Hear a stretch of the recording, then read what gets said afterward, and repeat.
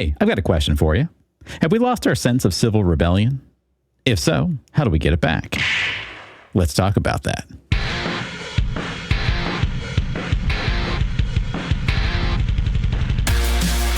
From emotional intelligence to Street Fighter, poetry to nature, comic books to other curious things, and everything in between. This is the internet show that asks, what can this teach us about being human? I'm your host, Sam Kirk. Welcome to Team Human. This is The Counter Hit.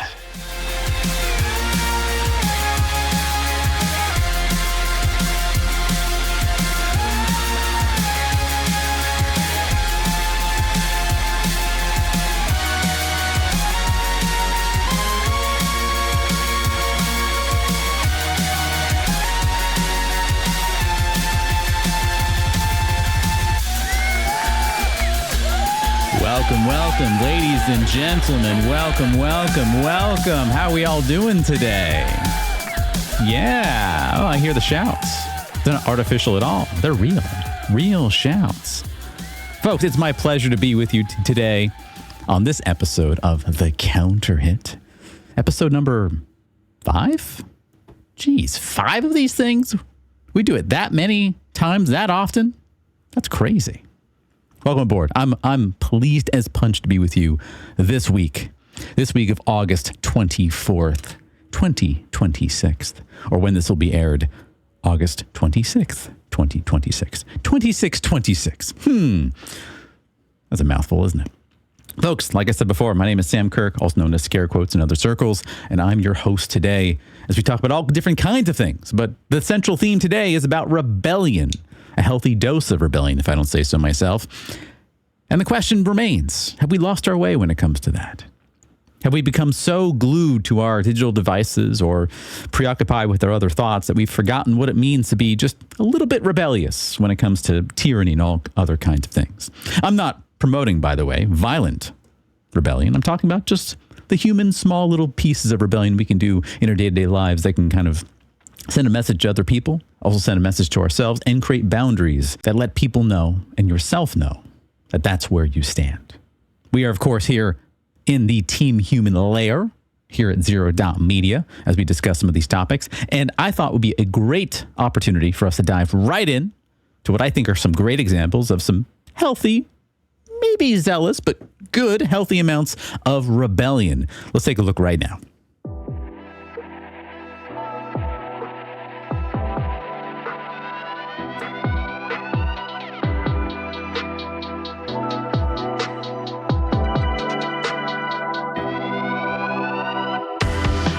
Folks, have you heard the news? Spider-Man might be in your neck of the woods.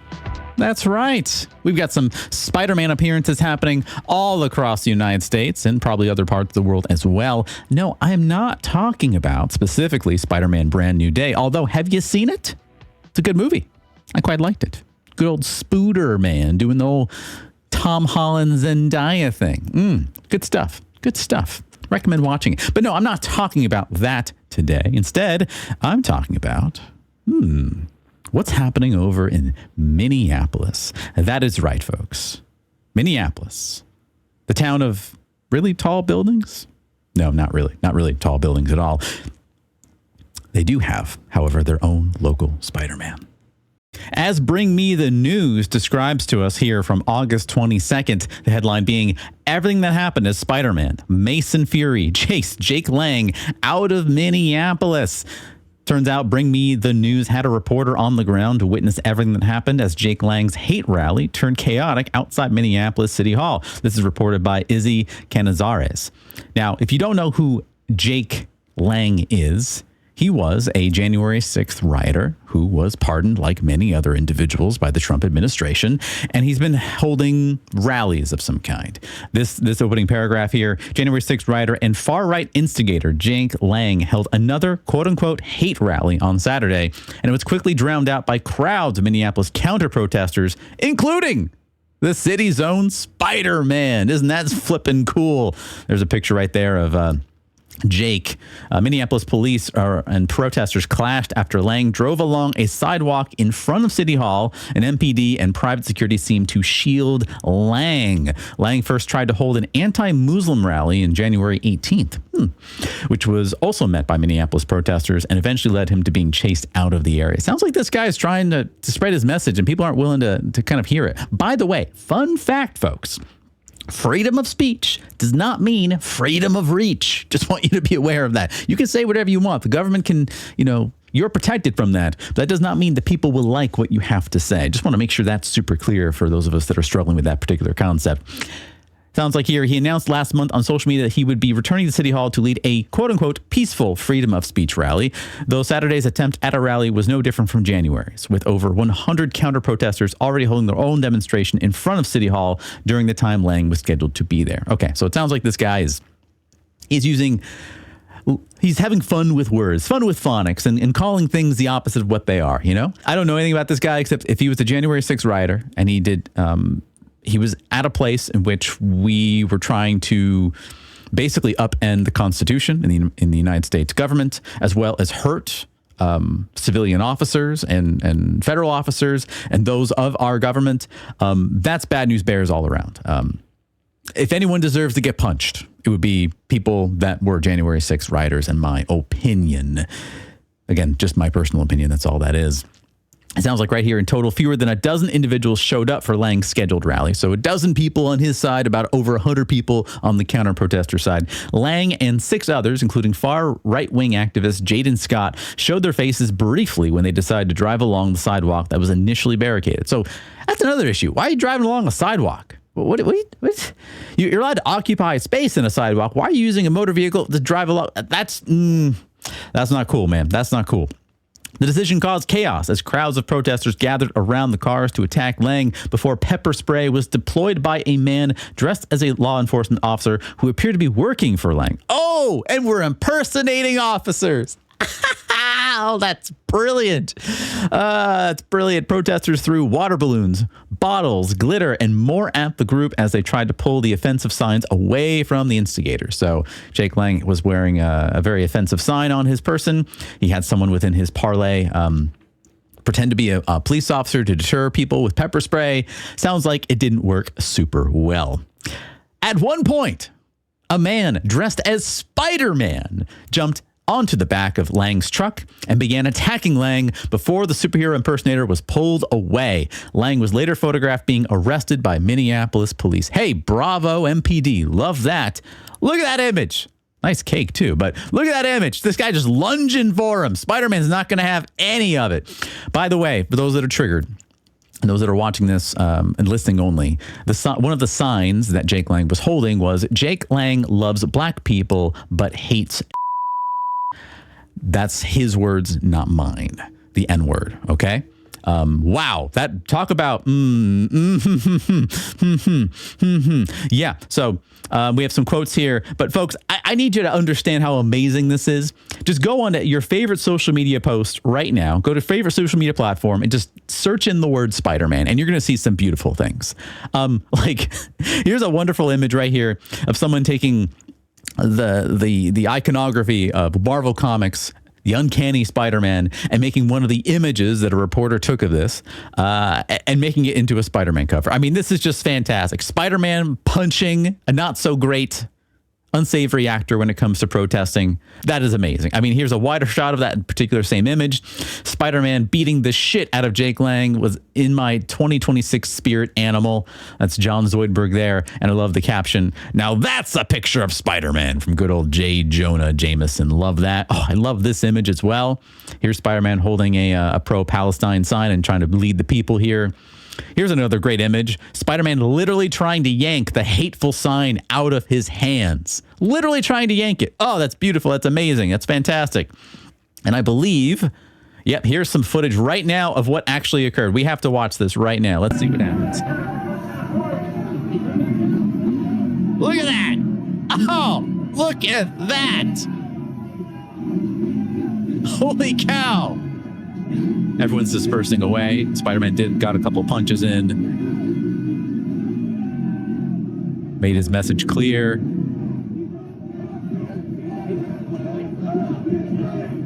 Where did he go? He just disappeared. He vanished out of nowhere.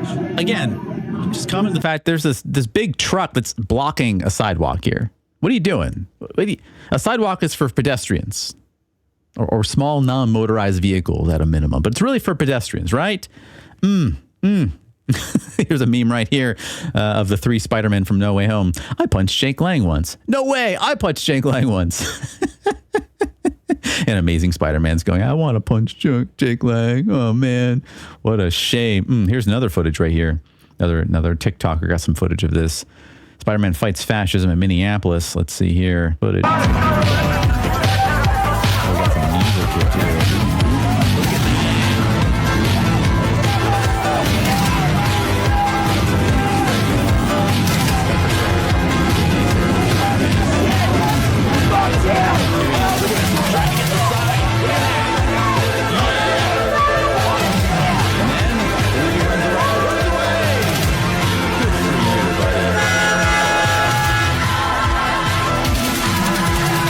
All right, folks. So, look, literally, if you want something beautiful to happen in your heart right now, just search up Spider-Man in your favorite social media platform, and you'll see amazing people do fantastic fan art renditions of this. I love this piece right here, just really getting that Superman punch right there.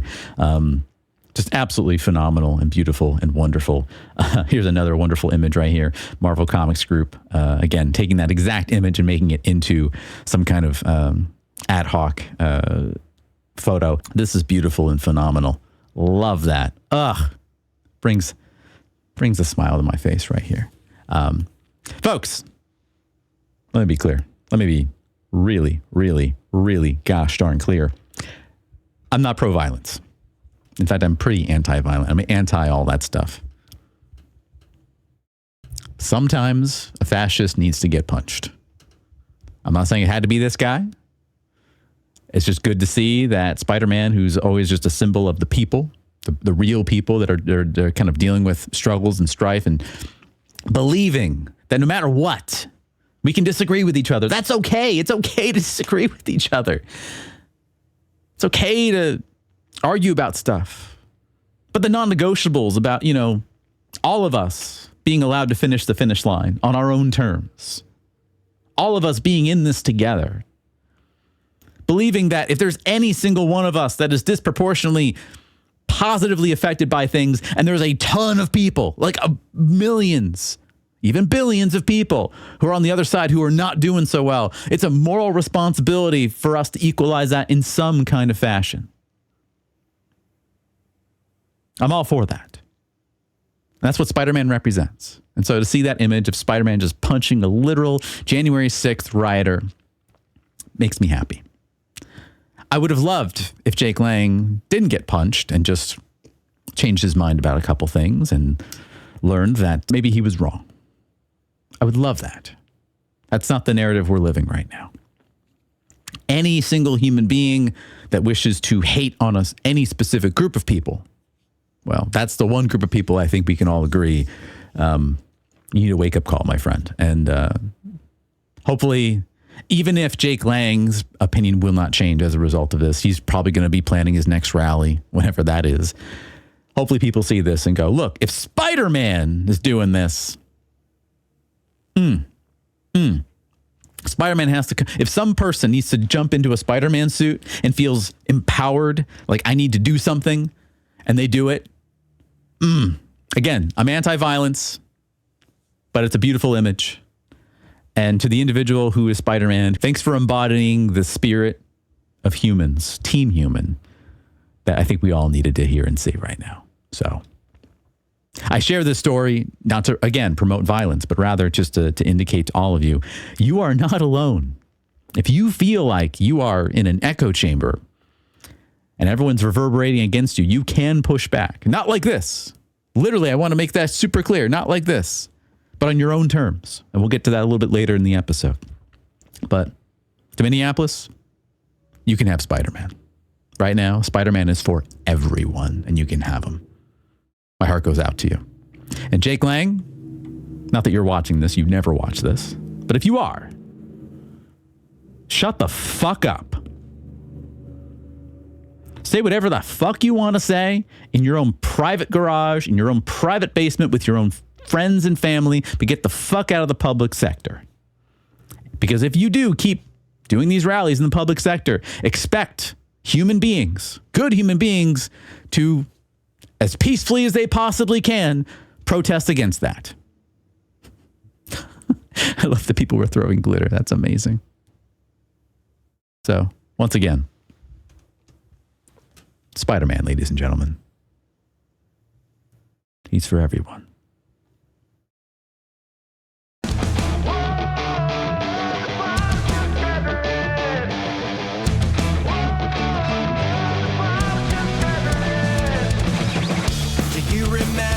Hey, have you heard that maybe, just maybe, cryptocurrency is a scam?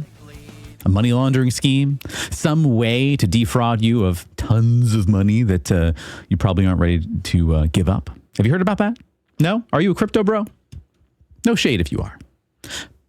However, some heroes don't wear masks. And we have another hero that's coming in through the ranks to kind of guide us along the path towards sanity in some way. And that hero goes by the name of Ben Mckenzie. Remember Ben Mckenzie?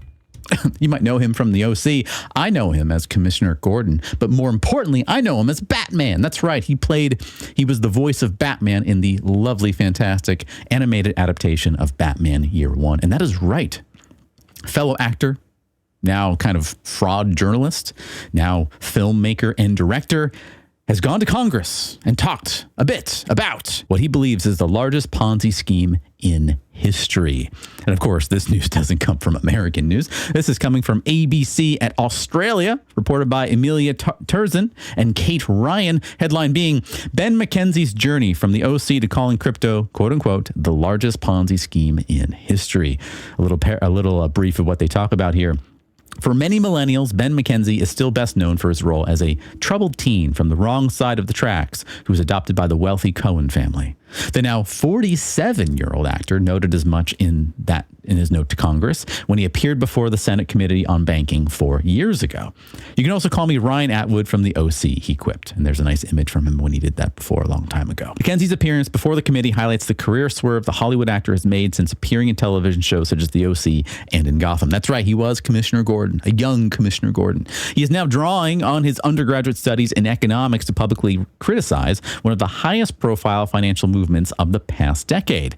In my opinion, he says, the cryptocurrency industry represents the largest Ponzi scheme in history, he told the U.S. Senate. Third time we're saying that.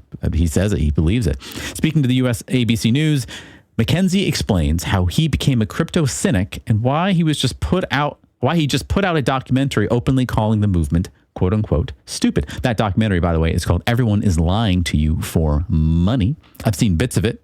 It seems pretty good. I highly recommend checking it out. The star and director made the film as a follow to the book on cryptocurrency he wrote with journalist Jacob Silverman.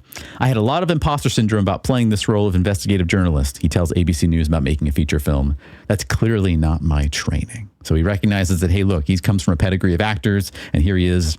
It's like a total left-wing curve of just changing up his modus operandi and kind of digging deeper into this subject. He writes later that one of the reasons why he got into cryptocurrency was it was the pandemic, it was COVID, he didn't have a lot going on.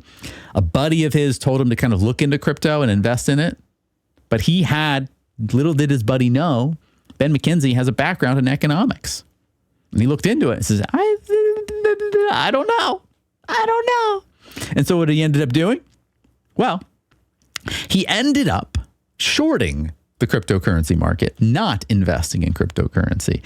And that funds that he made from shorting the cryptocurrency industry ended up supplying and paying for a majority of the documentary he made about cryptocurrency, which is hilarious.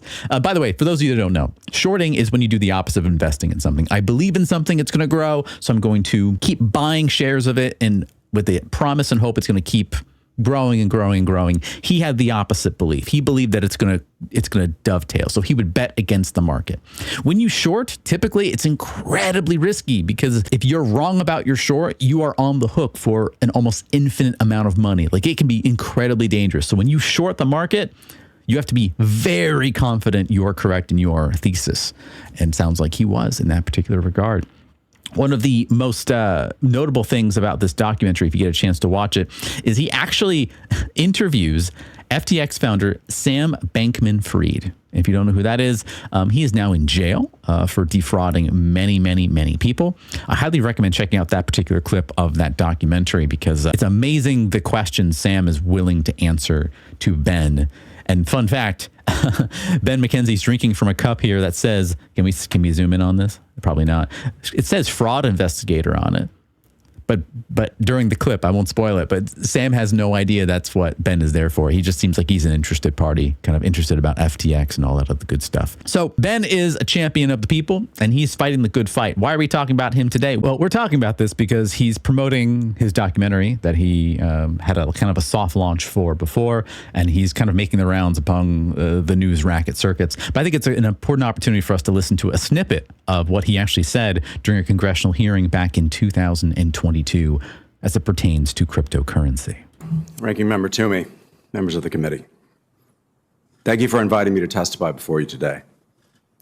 This hearing has been called for two reasons. The first is to examine the spectacular collapse of the crypto exchange FTX and its sister company Alameda Research, both owned by Sam Bankman-Fried. These companies, valued at more than $32 billion earlier this year, are today worth less than nothing. In fact, they are $8 billion in the hole. The demise of FTX and Alameda represent the most spectacular corporate downfall since Bernie Madoff's Ponzi scheme imploded in the wake of the great financial crisis. It has captured the nation's attention. Like Madoff, FTX and Alameda owe enormous sums to supposedly sophisticated investors such as venture capital firms and hedge funds. And like Madoff, they also owe a lot of money to regular people. However, the carnage at FTX is far more widespread. Madoff defrauded some 37,000 clients. FTX claims 32 times that amount in the U.S. alone. According to FTX, some 1.2 million retail traders, aka regular folks, and 5 million worldwide have lost access to the money they entrusted to FTX. It is unclear when, if ever, they will get any of that money back. The harm to those consumers, I would prefer the term investors, is the second reason we are here today. And it is fitting that I am here, for those people are the focus of my attention. I believe they and the estimated 40 million other Americans who have invested in cryptocurrency have been sold a bill of goods. They have been lied to in ways both big and small by a once seemingly mighty crypto industry whose entire existence, in fact, depends on misinformation, hype, and yes, fraud. The first lie is the most obvious. Cryptocurrencies are not currencies by any reasonable economic definition. Even anyone with even an undergraduate degree in economics, such as myself, can tell you that money serves three functions: medium of exchange, unit of account, and store of value. Cryptocurrencies cannot do any of the three well, and they have no hope of ever doing so, for reasons I am happy to discuss at greater length during our session. But in the interest of time, let's keep it simple for now and focus on the present. If cryptocurrencies are not currencies, then what are they? Well, what do they do? How are they used?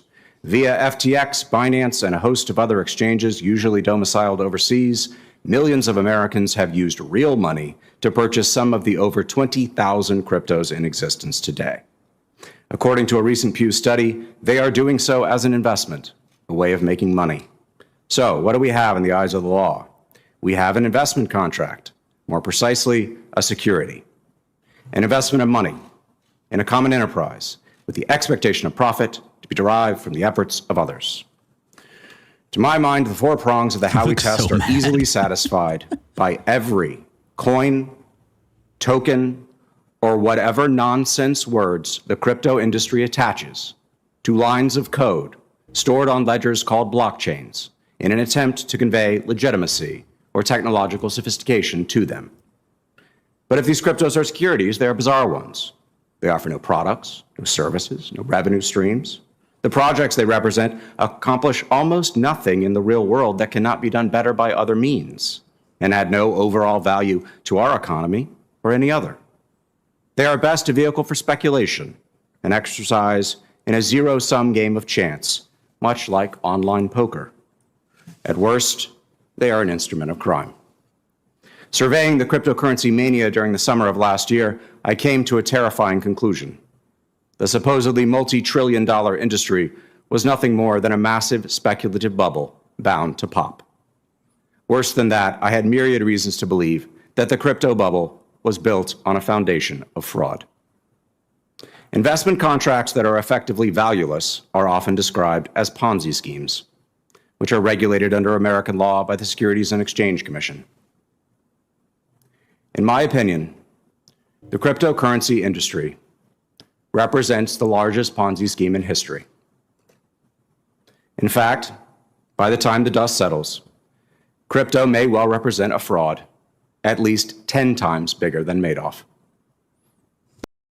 10 times bigger than Madoff. Wow. Okay. So that was his opening statement back in 2022 to the U.S.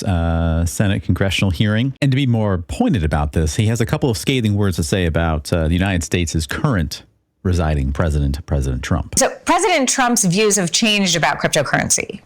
Back in 2021, he said this about crypto. Bitcoin, it just seems like a scam. I don't like it because it's another currency competing against the dollar. I want the dollar to be the currency of the world. That's what I've always said. Since then, he has changed his tune and he has said this. We're making the United States the Bitcoin superpower, the crypto capital of the world. And it takes a lot of the pressure off the dollar. It does a lot of good things. At the same time, according to Forbes, Trump has made an estimated $1 billion off of his crypto holdings. What does President Trump's embrace of crypto tell you? That he's the most corrupt president in U.S. history. Why? And it's not even close. I mean, to state the obvious. And he's the main vehicle for his corruption is cryptocurrency.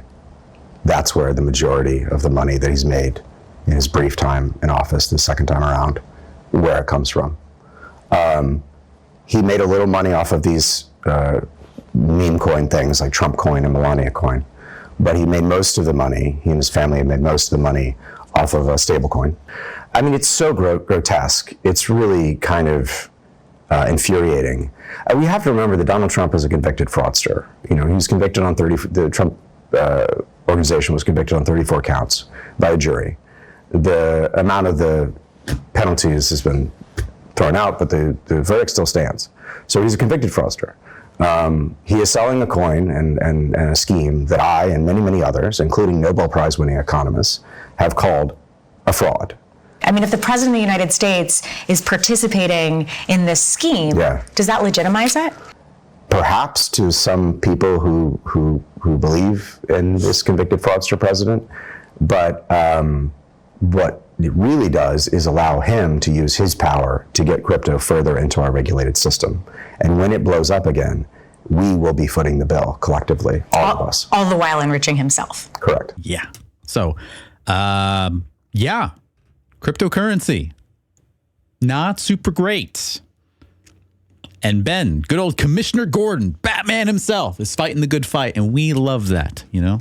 We at the Counter Hit want to celebrate those people that fight when our resources seem their lowest. And this seems very zero dot coded to me. Zero dot is the term when your resources are basically at zero, and yet somehow you come through and become your strongest. Full disclosure to my zero dot family and my Counter Hit folks, I, Sam Kirk, have invested in some meme coins back in the day. I still probably have a few of them in some random bank wallet thing that I have. They're basically worth nothing. They have no value of any kind. I invested in them in the same way that, you know, you might have heard of Dogecoin. Dogecoin went up from like fractions of a penny to like 64 cents at one point. And a lot of my friends made some money off of that. Full disclosure, I do have a few of those investments. I don't expect them to do anything with that. I have no Bitcoin. I have no Ethereum. I have none of the quote unquote stable coins. And I have no problem saying cryptocurrency as a whole has no real true value as far as I've been able to tell. We have decided as a human species to give it some kind of value. I don't think it has burst as big as it will yet to be burst. And I think what Ben Mckenzie is saying here is true. I think there's going to be an element, there's going to be another big blow up of some kind, another big bubble. It's going to catch a lot of people red-handed. And sadly, it sounds like Trump is going to be the one that makes all the money on that particular regard. So I bring all this up to say, hey, look, you got Spider-Man on one hand, literally punching Nazis. You got Ben Mckenzie literally going to the U.S. Senate and making films and documentaries and going on news shows and talking about this, using his expertise in whatever way he can, going past his imposter syndrome. That's pretty remarkable, if you ask me. It's pretty amazing. So I think we have two contenders for our Zero Dot People of the Week. Good old Spider-Man from Minneapolis and Ben Mckenzie as a whole. What can you do about this? Well, I'm not a financial advisor. I can't tell you what to do. But I would generally try to stay away from cryptocurrency if you're in the market for investing your money in anything. As a personal, just friend to you. That's what I would say to you. Of course, know that if you are doing cryptocurrency, if that is a choice you make, just know that it is a form of gambling. That's what it is. It is purely gambling. When the goods that you are investing in have nothing to do of any kind of value, real world value, and it's just all speculative, that is truly gambling with the emotions and hearts of other also whale investors of some kind. So be mindful of that. But let's also just be mindful of the fact that the United States president has made a lot of money off of cryptocurrency, a lot of money. And no other president has made that amount of money on speculative markets, as far as we can tell. That is certainly an indicator of this current presidency in that particular regard. I'm not here to give us, doom and gloom here. I'm just here to put things into context for us all. Ben Mckenzie said, according to him, Donald Trump is the world's largest fraudster and the world's most corrupt president by a very large margin. So thank you, Ben, for keeping us honest. And thank you once again, Spider-Man from Minneapolis. We need more of you. You show us a way, in our small realm of influence, of pushing back against whatever we call insanity and just showing people that what's right truly can be right. Thank you.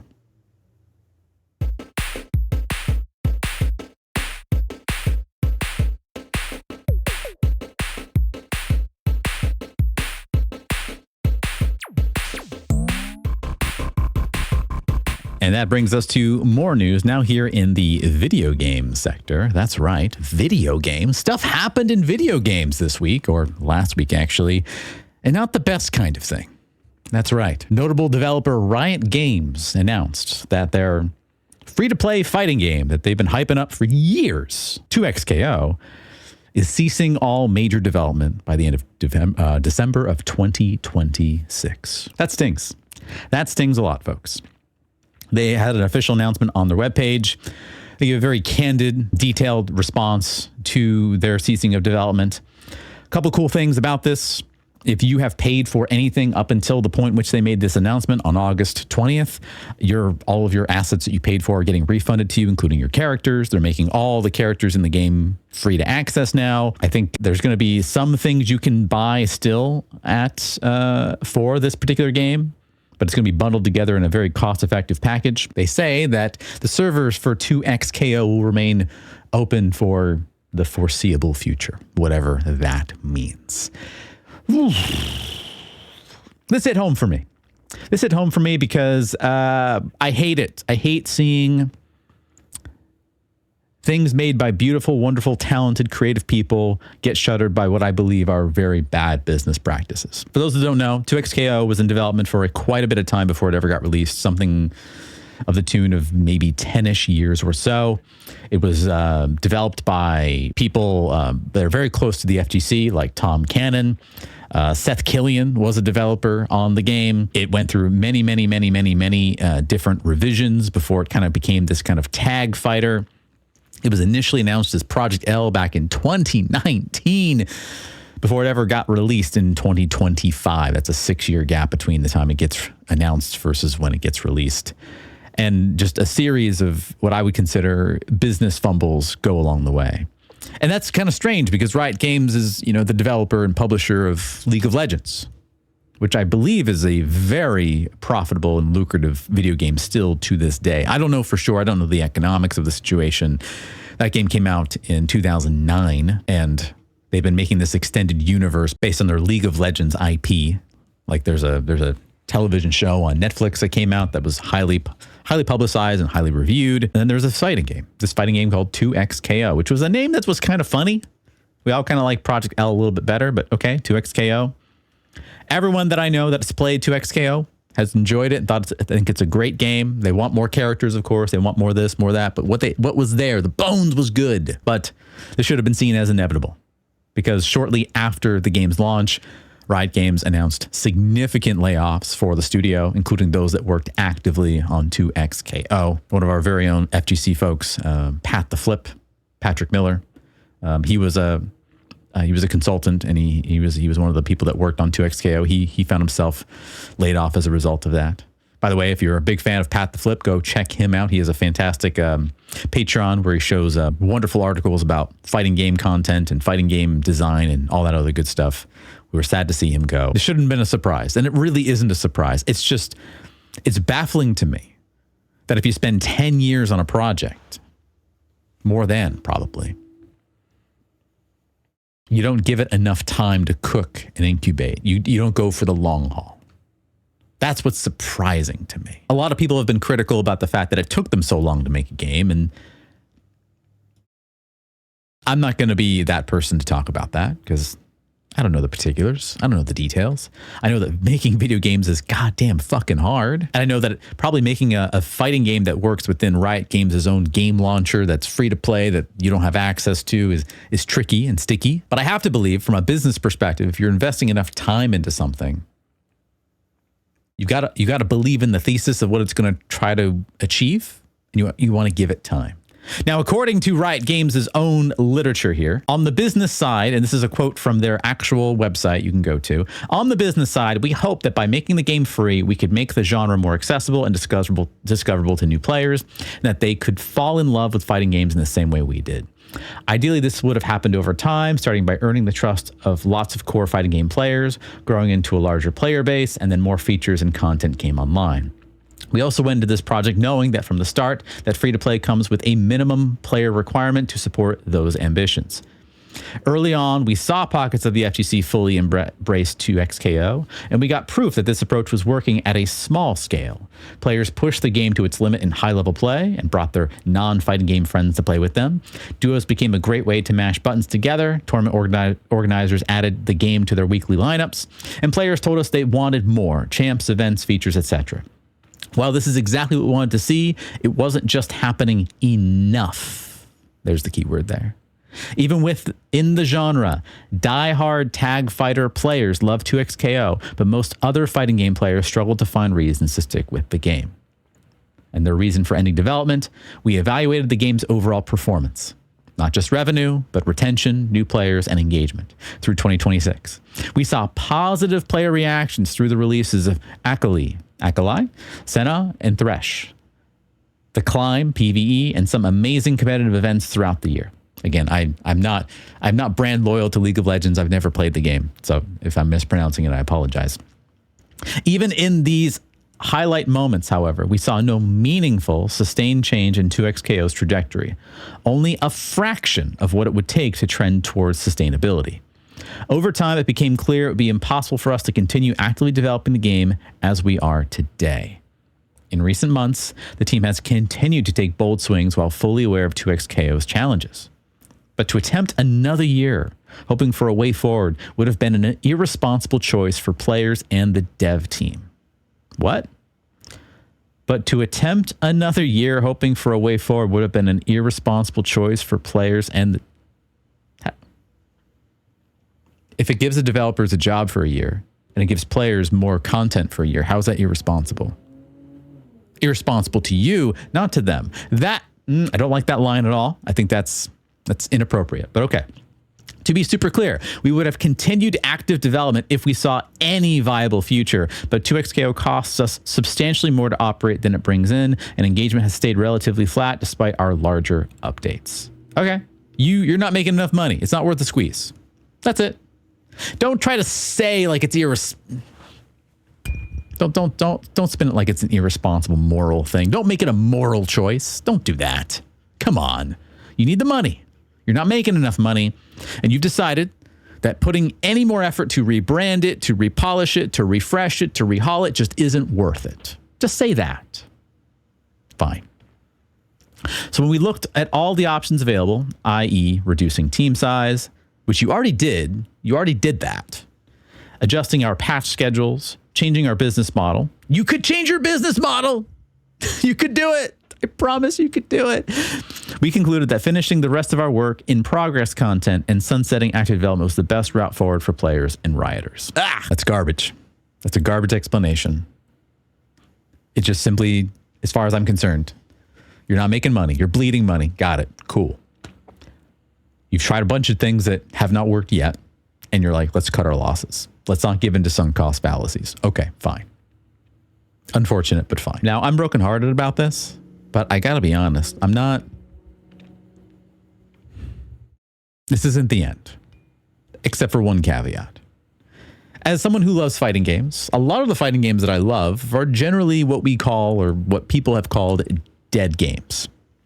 They're not in active development. There's no patches coming for them. The game is what it is. And I love playing dead games.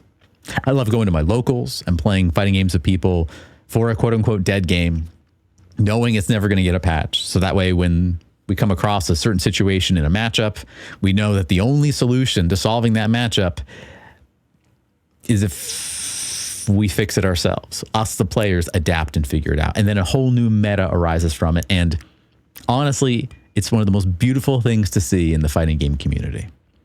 So 2xKO being a dead game, sure, it would be nice if there's more content for it. But you know what? It sounds like they are going to get everything they had planned for it up until a certain point, be done with it, and then it will be in the dead game camp. And that can be really exciting for folks. For some people, now that 2xKO is done active development, now the game is what we call, quote unquote, finished. It's done. And because it's done, now the real work can begin. For some people, that's going to be really exciting. And who knows? Some dead games become undead after a while. Remember Killer Instinct 2013? That got, I think, 3.5 seasons of updates, and then it was in its final form for a while. And then it got a surprise, 10-year anniversary update announced by James Goddard himself at EVO. I think it was 23 or 24. It was 23. I think it was 23. Yeah, had to be 23 because it was 2013. Yeah. Wow. So that could happen. That could always happen. Here's the caveat. Here's the problem. Okay? The problem is the servers are all owned by Riot Games. Okay? All of them. They're all owned by Riot Games. And so, because they're all owned by Riot Games, as much as I love the fact that this is now a dead game of some kind, there's nothing stopping Riot from literally pulling the actual plug on this video game. And they have every reason to pull the plug once they don't see enough players playing the game. And we also know that a lot of people that play these types of games, these active development games, only want to play them while they're being actively developed. So it's going to take a while to see a groundswell of people kind of emerging into the FGC to embrace the game, even though it is quote unquote dead. That's a problem. You see, in the games that I play, despite the fact that Capcom and SNK doesn't like the fact that we do this, I get to own the game in my own way. I own multiple Street Fighter 2 and Alpha and Third Strike and Neo Geo boards of my own. I get to literally play the game on my own terms. I get to bring friends over and we get to have a good time playing those games together. And then we have this thing called Fightcade, which, if you own a legal copy of the board, which I happen to own a legal copy of the board, wink, wink, nudge, nudge, I do, I get to play those games online with friends. And unless there's going to be some kind of DMCA kind of takedown, which could happen, but I doubt they'd want to do that because they'd lose a lot of goodwill and good faith from the FGC paying customers.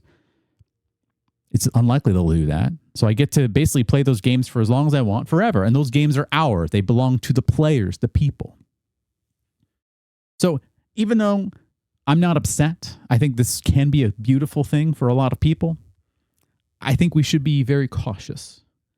Because the whole beauty that I think that arises from fighting games is when, well, a fighting game isn't owned by the publisher or developer anymore. They're owned by the people. When the community owns the game and runs everything, it's a beautiful, wonderful thing. And that's the problem that Riot kind of fell into. They fell into this problem of trying to figure out the commerce of a situation where you make a game, you make your certain amount of money or some kind of money, and the community just keeps giving to that. And it sounds like as an experiment, we found out that might not work, at least in this particular capacity. It sounds like Riot was trying to do things differently, not have you spend so much money up front for a fighting game, because fighting games are expensive and you need to make those upfront costs pretty quickly. They wanted to give in to the risk, to the slow grow and kind of fruition of a fighting game's lifespan and make money that way. It sounds like they learned the logistics and economics of that pretty quickly. I would argue they could have marketed the game way better and differently, not to discredit their marketing team. I mean, I was at EVO 23 and 24. I played 2XKO at their booths and their lobbies. It was a lot of fun. The lines went by quickly. The fans there really embraced it. They even had a couple secret setups at the arcade corner there, which was fun to play at. Again, the passionate fans wanted the game to be successful. It sounds like what they were trying to do was make a game for FGC fans that would embrace other people, other walks of life, which is great. But Riot Games had different ambitions. I believe that this game, now that it is quote unquote dead, is going to be more alive than it ever has been. I do truly believe that. My concern is the day when Riot Games decides arbitrarily whether to cut losses or get a tax write-off, as other companies have done for other endeavors. Looking at you, HBO. They can pull the plug at any point, and now we don't have access to the game at all in any kind of capacity. That's unfortunate. I didn't play too much 2XKO beyond the betas and beyond the play tests I was at EVO for. I liked what I played. I had a good time. Playing it at home, it kind of sucked. I hated the launcher. I hated navigating that. I hated that I couldn't play my one good friend who's across the pond from me. He's in England. I couldn't play him. I couldn't do it. It just couldn't work out without doing some weird finagling with the VPN. That whole launcher business, the whole Riot Games thing is what got in the way. The game itself had good bones. So speaking about rebellion, I think what the FGC can do here, instead of walking away from the game, especially if you like the game, embrace it even more. Show the entire world that it doesn't matter if the game's in active development or not. We're going to take this game and carry this game and play this game to the highest level we can and show how inclusive we possibly can be. That, in its own way, is its own way of being rebellious. If Riot Games wants to have us pay attention to the economics of the situation, let's do the opposite. Screw the economics. Bring setups to your local, even if it costs you money, even if you don't make a dime off of it. When I think about my favorite fighting game moments, that's what it was all about. People barely breaking even, if anything at all, just to make a night or sometimes a couple of nights of magic happen for a lot of people. And those nights meant a lot to a lot of different people. So 2XKO, development is done at the end of this year in December, but the light still burns brightly, in my opinion. So you want to be rebellious and you like fighting games, go play some 2XKO. Show it some love. You might really be surprised by what you find when you do so.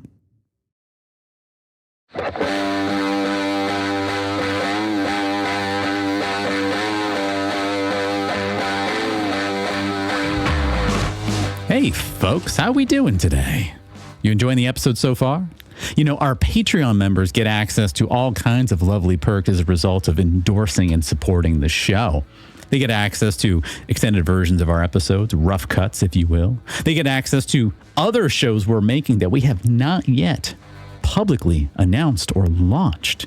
They get access to additional touch points. Did you know that I'm right now in the process of reviewing every single fighting game, video game soundtrack and ranking them definitively? It'll take me forever. I might not even get it ever finished, but it's a great way to waste time, and you can only do that here by joining the Patreon page at patreon.com/0.media. For just $3.99 or your regional equivalent, you get access to all of that and more. Oh, did I also mention that our other co-founder, Daniel Prattley, is working on a newsletter/zine that is going out to only our Patreon members? Really fun, awesome stuff. If you've liked the visual design of our show, if you loved our thumbnails, if you've seen what we've had to offer before, then you know what to expect there. And I'm super delighted and excited to see that come to fruition very shortly. So once again, for $3.99 or your equivalent, or you can give more if you'd like. I'm not going to stop you from doing that. You can invest in the Zero Dot Dream. So what are you waiting for? Come join us at patreon.com/0.media. Come join the gang, and I'll see you there.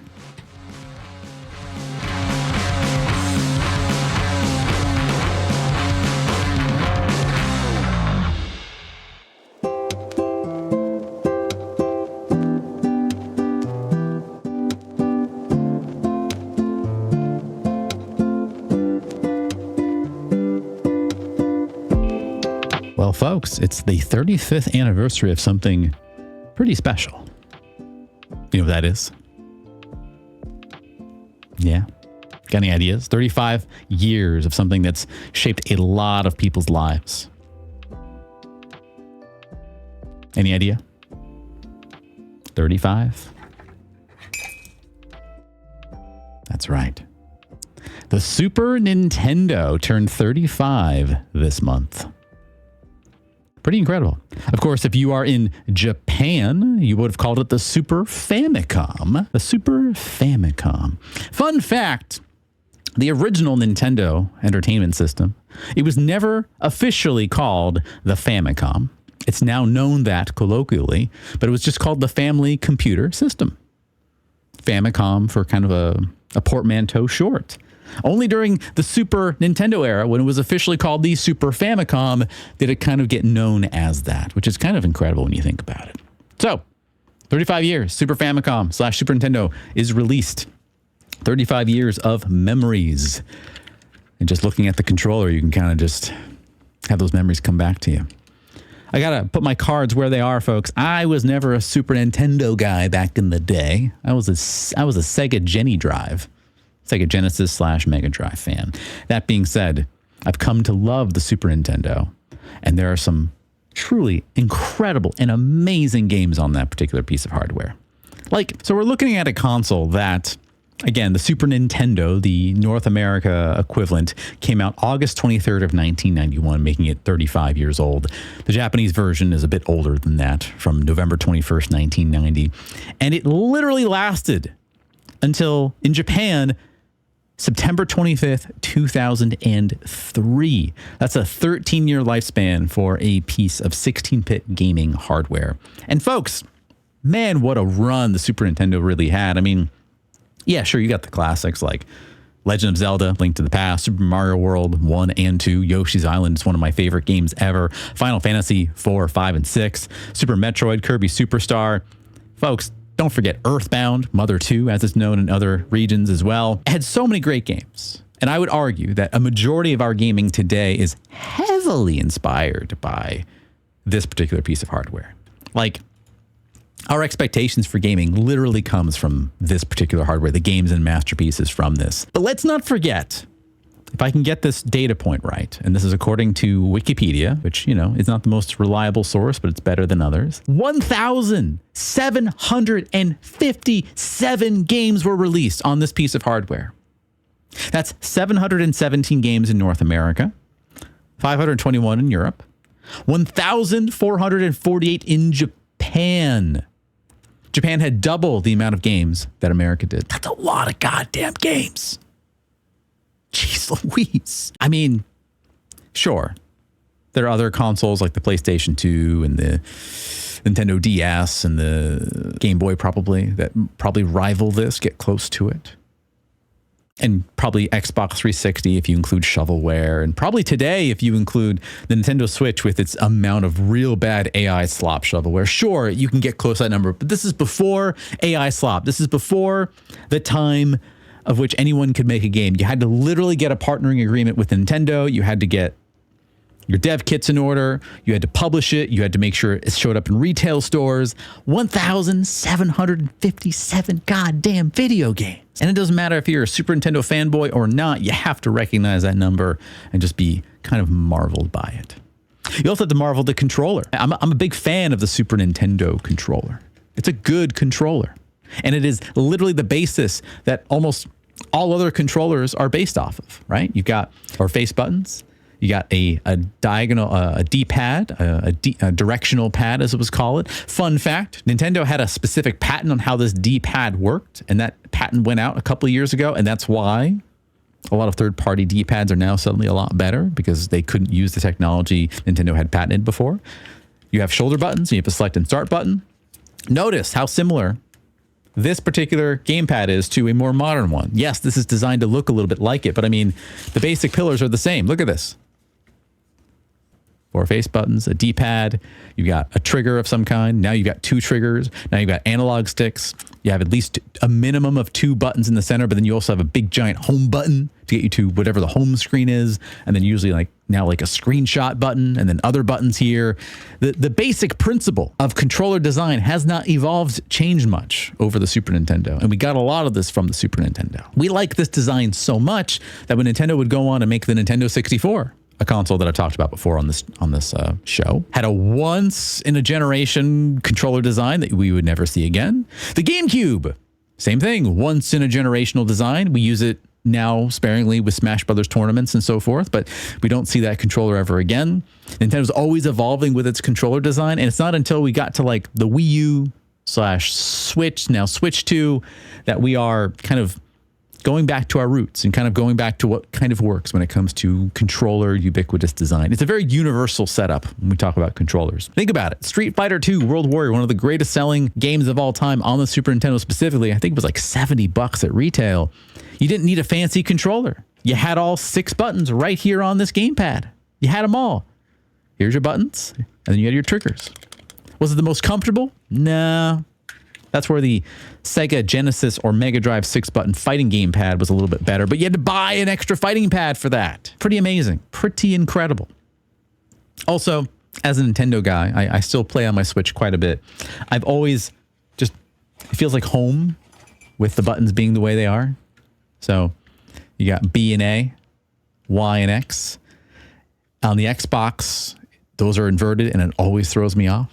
I kind of wish we would just keep this roadmap here, but I get it. It's a little confusing for us Westerners here. What a great console.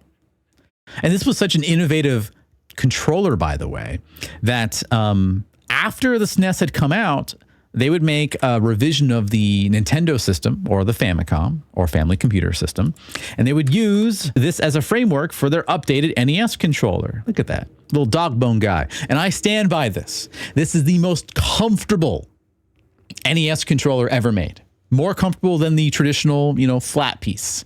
I love the flat piece. It's very iconic, but this is way more comfortable and amazing. They really knocked out of the park with the Super Nintendo design. I'm not even joking. Oh, can we talk about the Super Game Boy for a moment? Goated design here. We're going to give you one of the greatest portable gaming systems of all time. And then we're going to give you the ability to play all of those games, all of them, on your Super Nintendo if you'd like to, with some additional bells and whistles if you'd like to. Now, fun fact for those that are diehard in Super Nintendo, the original Super Game Boy is a little less than perfect. It runs the games a smidge faster than they're supposed to be run. And if you like that, great. However, Japan got the release of the Super Game Boy 2, which did 2 things. It allowed you to communicate to a second Game Boy in the controller port if you wanted to, which was awesome. And 2, it ran the games at the proper speed that you would run if you had an actual Game Boy in hand. Also, goated for fighting games. If you had a fighting Game Boy game, I'm thinking like Battle Arena Toshinden and some of the Fatal Furies and the King of Fighters games, you could plug them into your Super Game Boy and use both controller ports to play the game in 2-player mode. Wild. So good. Then we had the BS Satellaview, which we in the United States, and I believe in Europe, we never got this. It was kind of a satellite digital broadcast service where during certain hours of the day, if you turned it on and you connected it to, I believe, some kind of landline, you'd be able to get games broadcast into your system. Either they were custom games or rental games or like special contest event games. There was a very famous version of A Link to the Past that was broadcast via this way. There was a remake of Zelda 1 that was broadcast this way. We never got this, but we got something similar. There was a thing called X-Band here in the United States, where you could download games and play people online. That was, I believe, for both Super Nintendo and the Sega Genesis using a dial-up modem. That being said, this particular piece of hardware never reached our shores. And of course, we know that the Super Nintendo was so ubiquitous that at one point they were working with Sony to make the Nintendo PlayStation. The Nintendo PlayStation. Look at that guy. Look at that bad boy right there. That was it. The Sony, Nintendo, PlayStation. Notice how it has a Super Nintendo port right there. Very cool. Very cool. And I got to give another win for the Super Nintendo pad right here. There was a piece of hardware that Capcom made called the CPS Changer. It was exclusive to Japan. It was basically a dedicated super gun for specific games. I'm thinking like Street Fighter Alpha 1. I'm thinking Punisher, I think, was on that. Street Fighter 2 Turbo was on there. The original Hyper Fighting Turbo was on there. And guess what? It had a port for a Super Nintendo controller because they thought at the time this is the most popular controller right now, and it works with all of our games. Kind of wild. Kind of cool. Of course, you could also plug in an arcade stick if you wanted to, but yeah, look at that. Look at that port. There's the SNES port right there. The Super Nintendo is in contention with being one of the greatest video game consoles of all time. I can't argue that. I have my own personal biases, but it is truly a remarkable piece of kit. And kind of amazing when you think about the fact that its base resolution, we're so fixated on like HD graphics and resolution going to 8K now. Remember when we were all obsessed with 720 and 1080p, now we're at 4K and 8K, etc. The resolution, the base resolution of the SNES is identical to that of the original Nintendo, the Famicom. That didn't change. We did get some additional modalities like Mode 7. We had the ability to use sound via samples, which is why the Super Nintendo has a very distinctive sound quality to it, because you get to apply samples to the memory mapper and have it have symphonic textures if you wanted to, etc., etc., etc. Just a really interesting piece of kit, and it was not cutting edge at the time, but it was eye-popping at the time, which was Nintendo's MO. They never were with the exception of, I think, the Nintendo 64, they have never been obsessed with trying to make the most cutting-edge technology. They've always been obsessed with taking pre-existing technology and creating a market for it and saying we can create joy out of this. And Super Nintendo was kind of one of those things. So, kudos to Super Nintendo. Again, like I said, I'm a Jenny Drive guy. I'm a Mega Drive guy. I'll save all my Jenny versus SNES stuff for a later time. But for right now, let's just celebrate the Super Nintendo. I'd love to know in the comments below, what are your favorite Super Nintendo games? Doesn't matter what they are. What's your favorite Super Nintendo game? I'll tell you what, a Super Nintendo game that I'm having a ton of fun playing right now, which has a wild history, is a game called Tetris Attack. You ever hear of it? Tetris Attack? So get this. This is like the mid-90s, right? And Tetris is like the hottest fucking thing ever. I had Tetris on my original Nintendo. My dad and I would play it all the time. If you played that version, you know that sometimes if you won certain criteria, you'd get like the Nintendo characters like Donkey Kong and Link and Mario to like give you a victory, like dance if you won, which was always cool. There was Tetris on the Game Boy, which was like the version of Tetris to have if you had an electronic device of that nature. And then there was Tetris 2. You remember Tetris 2? You probably don't. It was a video game. I was never the biggest fan of Tetris 2. Basically, it wasn't quite Tetris. It was more like, if someone decided, hey, we love Tetris, but the 5 Tetraminos that you have, let's switch them up and like constantly be rearranging them and changing them up and have not only just the shapes play a factor in how you develop lines, but the colors are a matter too. It's like one level of obfuscation that I think kind of, I don't know, it makes the experience not quite as good. So Wikipedia literally says, the gameplay is a variation of the Tetris concept. Blocks descend from the top of the screen as before. However, rather than aiming to fill the horizontal lines with blocks, the player aims to match the colors of the descending blocks to those blocks of already on the game board. So it was like a Dr. Mario thing. Like you come in, you have a bunch of blocks in a bunch of different spots, and you were meant to kind of match colors with colors. Was not my favorite. I'd rather just play Dr. Mario if that's what I'm going to do. And this was during the time of that era. So Nintendo is making this puzzle game called Panel de Pawn. Panel de Pawn is a really cool video game.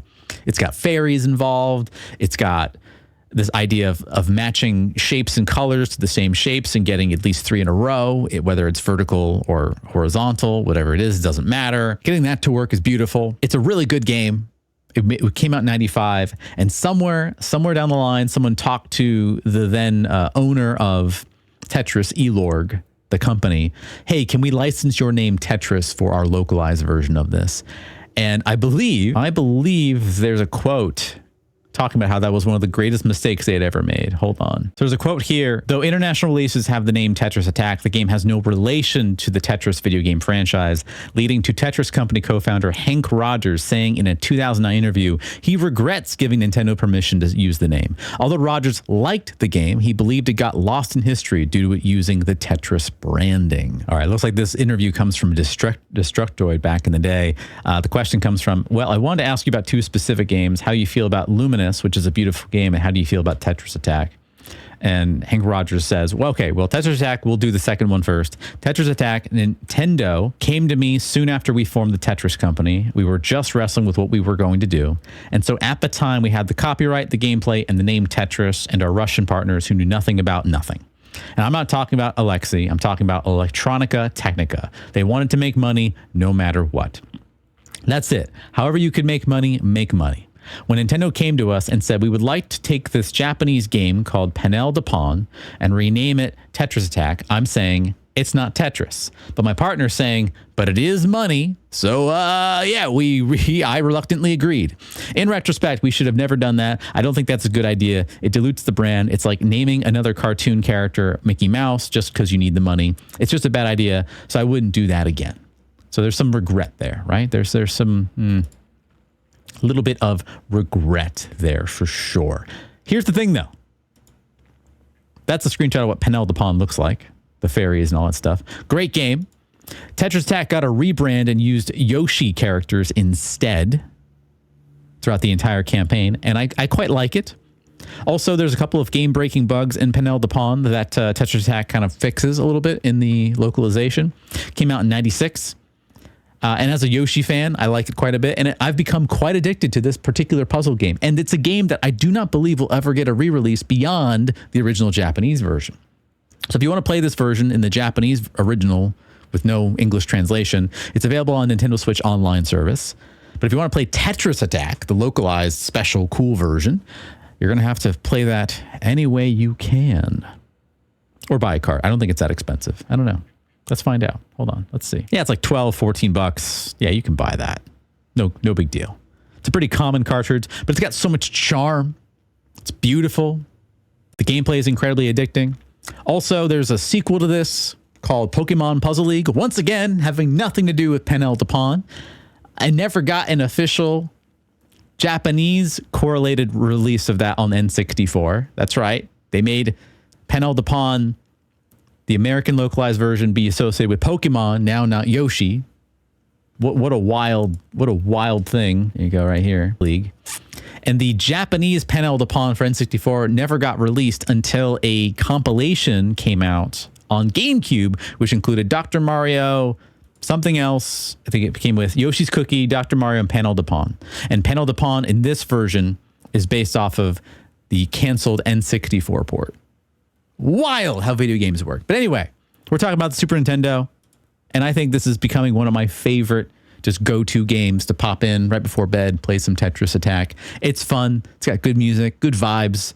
The sound that your clicker makes when it moves around the screen and things pop and go, it's very exciting, very fun. But you tell me, what is your favorite Super Nintendo game? And if it's a game I have not played, let me know.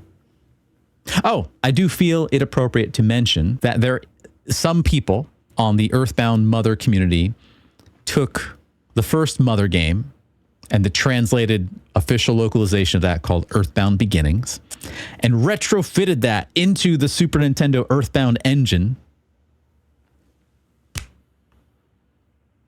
If you have your own copy, you can patch it yourself. I've been having a lot of fun playing that with my wife during the evening and just having a ton of fun playing Mother 1, also known as Earthbound Beginnings Remake on the Super Nintendo. And again, we'll talk about this some other time, but ROM hacks are a ton of fun. It's a great way to kind of bring more life to your console. And as long as you have the original copy of the game, go at it, my friends. So again, what's your favorite Super Nintendo game? Drop it down below in the comments.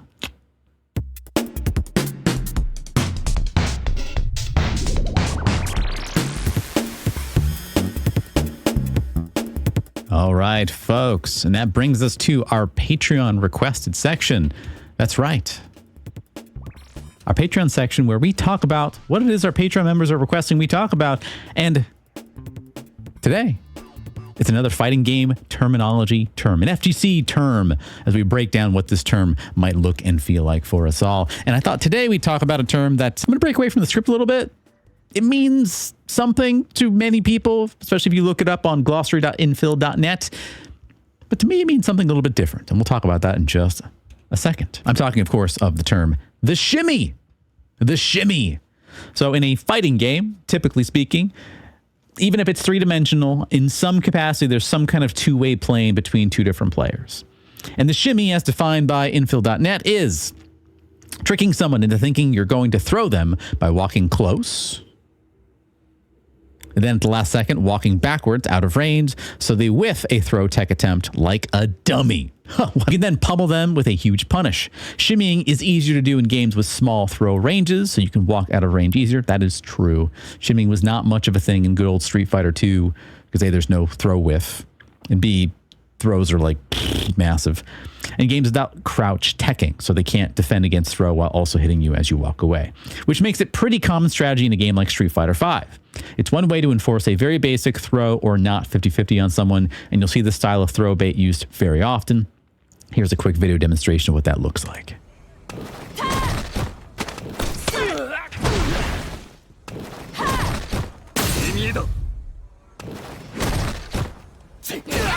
There you go. There's that shimmy right there.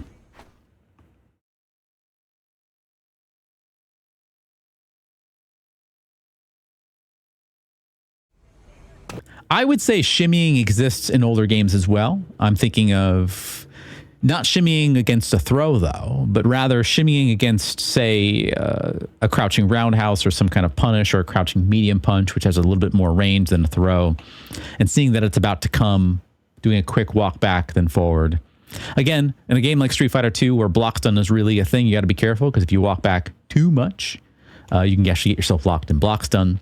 However, I'm bringing this term up because as we start kind of unraveling more FGC terms, these things can mean different things to different people and have different contexts. And this reminds me, this concept of shimmying reminds me of what a certain player in the Street Fighter 2 circles used to do a lot. DGV, Dark Gaiden Vintage, as they are known. I said they. That's because DGV is actually two people. It's actually twin brothers. One's Dark Gaiden, one's Vintage, and they went by DGV on their online handles. A real online warrior back in the day. And here's something that kind of I always think about when I think about the word shimmy. During an interview with Super Turbo Revival, they were discussing with DGV how they had a proclivity towards the Super Nintendo ports of Street Fighter 2 over the arcade versions. Hey, look at that! Bringing it back to Super Nintendo. They grew up on Super Nintendo, Super Turbo, and Super Street Fighter 2 especially, and they found the movement to be crisp and good and fast and neat, whereas on arcade they felt it was a little sloppy on their end. And to describe some of this, they're talking about the differences between pad and arcade stick. The question was, what can you say about your level of execution with stick now compared to your best day with pad? This was during a time when DGV was transitioning from pad to stick. Fun fact, DGV used to have a custom-made Super Nintendo pad that would work on PS2s and PCs and all that good stuff, but it kept breaking on them after a while. They wanted to play on arcade stick, so they wanted to play on like an arcade setups, and that's kind of how the Super Turbo, Super Street Fighter 2 Turbo community plays on. So he had to teach himself how to use arcade stick, which is a shame, because I would love to see him play back in his prime in pad days. But again, the question is, what can you say about your level of execution with stick now compared to your best day with pad? And they answered, it's hard to say. On pad, I never played ST, so I don't know if I could execute some of those combos as well. With pad, I do feel that I have a better footsie skill. I can maneuver much faster laterally on pad compared to stick. And the highlighted part right here, for instance, just 2 weeks ago, I picked up our modded SNES 360 pad, which I hadn't touched in almost 2 years. And I did a lateral drill my bro and I used to do. It's pretty much pivoting back and forth to the point where your character flickers constantly. My bro calls it blur footsies. Blur footsies or shimmying, who knows? Even after not touching the pad in years, I was able to do it instantly. However, on stick, to this day, I still can't achieve that speed. Hence why my bro always says that I'm too slow.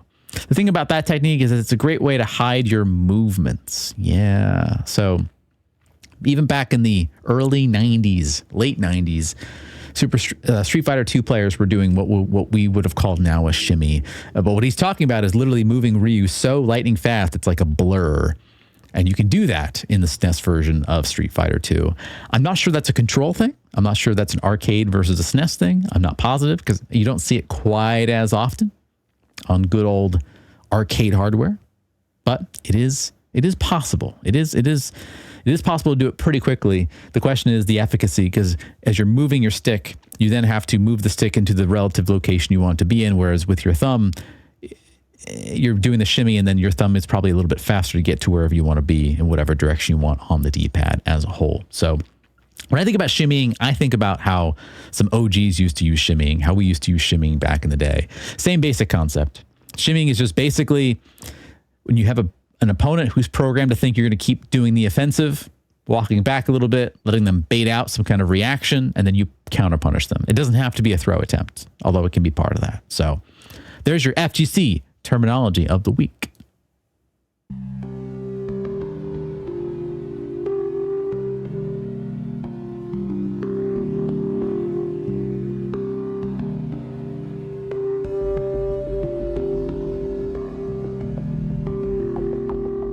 And that brings us back to our main topic. The topic I've been wanting to talk about this entire time. And that is rebelliousness. How can we do our own form of rebellion in a way that makes sense for us, that allows us to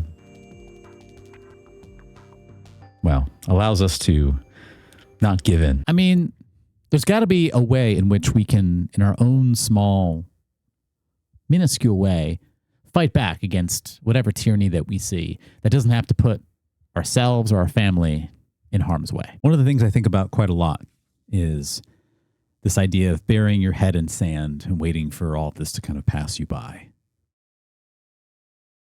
And if it's okay with you, I like to disagree with that modus operandi, that notion.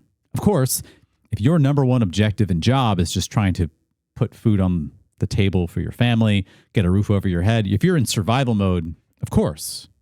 But you were always going to kind of discard all the noise that was happening in life. That was always going to be what you were doing. But if you had the spoons to listen to what was happening around the world and be aware of what was happening in your local and maybe not so local politics,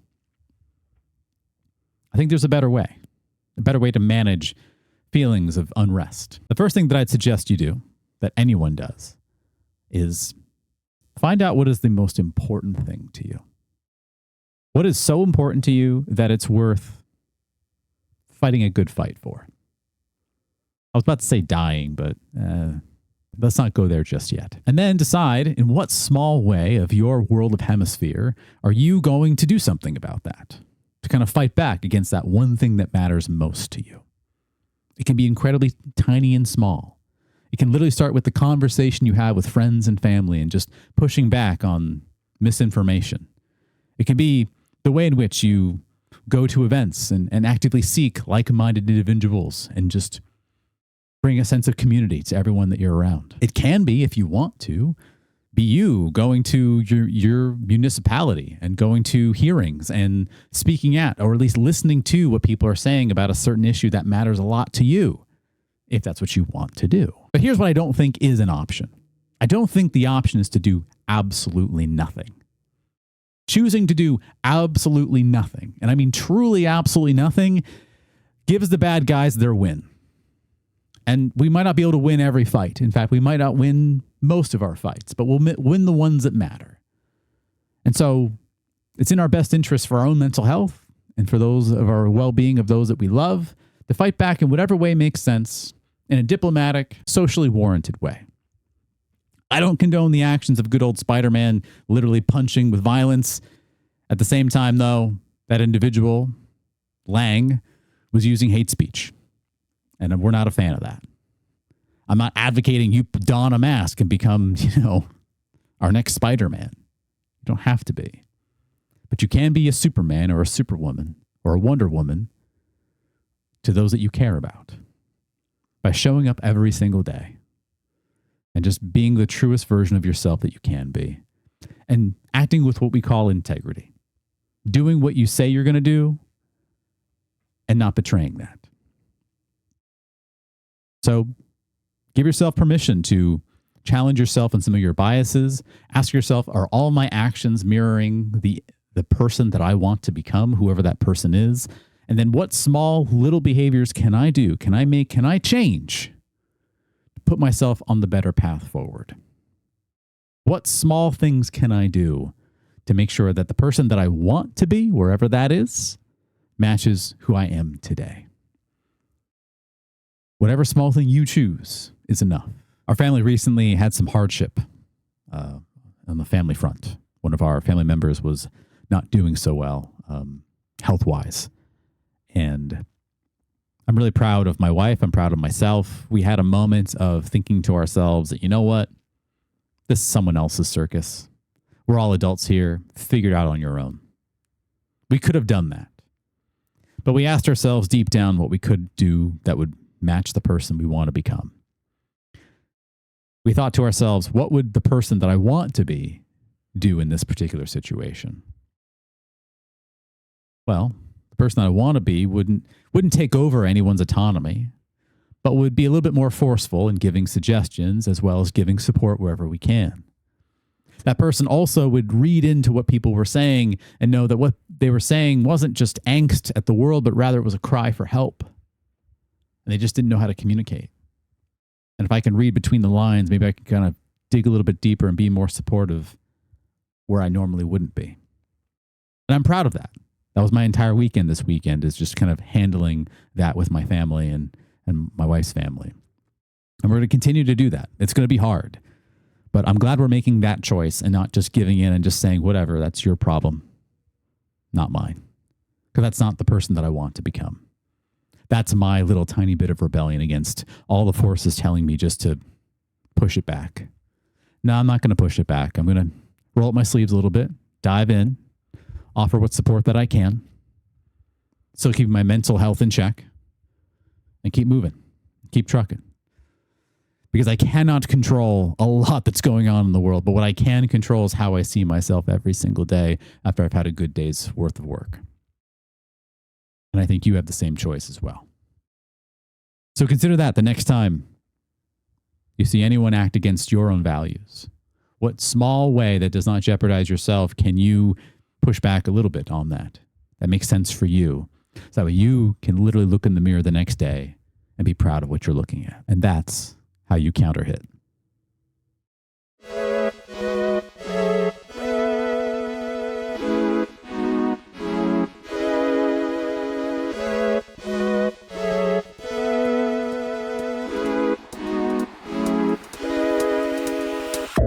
All right, folks, and that about wraps it up for this week here at the Counter Hit. We talked about a lot of different things today. Rebelliousness. We talked about Super Nintendo. We talked about cryptocurrency and how that's a scam. Spider-Man entered the chat. We talked about how, you know what? Just because something's not actively being worked on doesn't make it dead. And how that can all manifest in our own brand of rebelliousness, however that looks and feels for you. So, it's been a pleasure talking to you this week. My name is Sam Kirk. This has been the Counter Hit. I'll see you all next week. Who knows what we'll talk about then? But for right now, stay curious. This has been the internet. We were here, and so were you. Thanks for wasting time with us today. I'll see you next time.